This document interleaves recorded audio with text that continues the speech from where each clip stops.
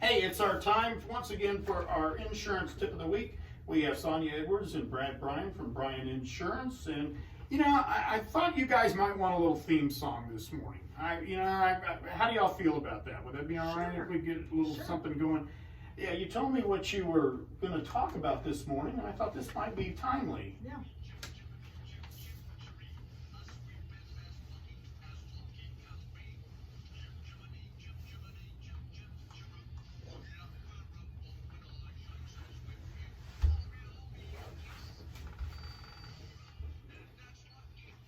All right, what do you have going this We've always morning? wanted theme music, so. So what's that from? Mary Mary Poppins, yeah. Yeah. Well, I don't know if we're in actual fall or if we're in false fall and then we're going to have second summer and then actual fall, but the weather is getting cooler regardless of what season it is. And so we are going to talk about chimney safety today. Okay. Because a dirty chimney can be a fire hazard. And so it's important to take care of your chimney and have it inspected. What typically happens over the summer in the chimney? Is it varmints? Varmints, birds. Wasp nests? Yeah, just the standard. The other thing is we don't use our chimneys very often here in this part of the country, so there is a buildup of either blockages in the chimney or just the standard soot and use. The other issue is we don't use seasonal firewood a lot of the time, which can cause issues as well. Okay. That's firewood that has too much moisture in it. Well, I've also heard that if you burn mesquite in your chimney, that it's going to throw the sap and stuff up in the chimney and it could catch. Oh yeah, they explode, don't they? That's correct. Yeah. Yeah, they suggest that you use, like Brad said, seasoned firewood only. No, don't burn. We did this as a kid all the time, but don't burn wrapping paper in your fireplace. That's made the best fires. It did. I know. And colorful too. That's how we did it when I was a kid. Move that screen across the room. You don't need that there. What's up with the yeah. carpet? Yeah. But there are some statistics about chimney fires. So in New England, which is a little north of us, but they have over 5,500 preventable fires each year. So these are fires that could easily been prevented if they just stuck to some simple protocols like getting your chimney cleaned at least once a year. So 82% of chimney fires are caused by blocked chimneys. Really? Mm-hmm. Yeah. So it's just something to think about.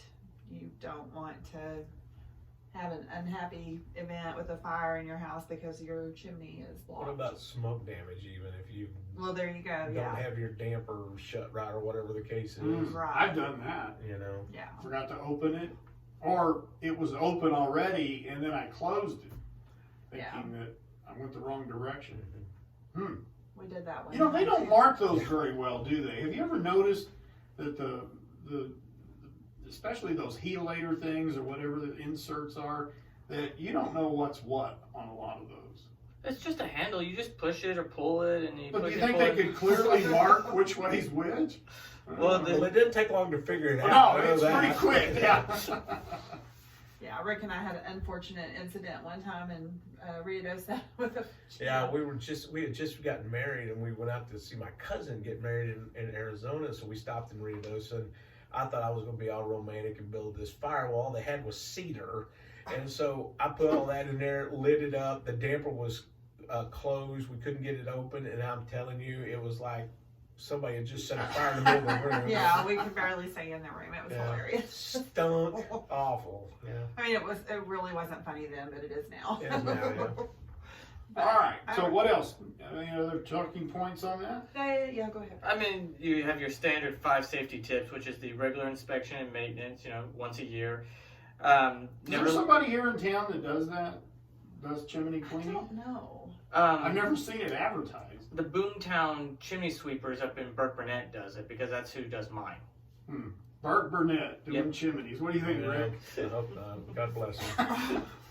But that's the only one I know of. So, and then of course, never leave your fire unattended, or, this one seems very obvious, but it's install a smoke detector. Okay. How many people have taken the smoke detector off the ceiling because it was just going off and never put it back. No. I don't know anybody to do that. Take the battery out.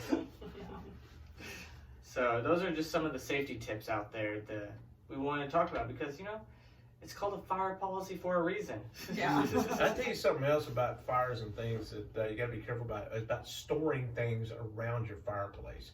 I know some people put wood in front of the fireplace, or they might put like those fire starters, you know, get your fire started.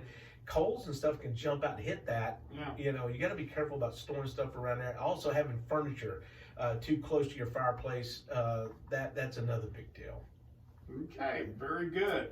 And it is that time of the year. I actually, what day was it? I guess it was, when did I get home? I got home Monday night.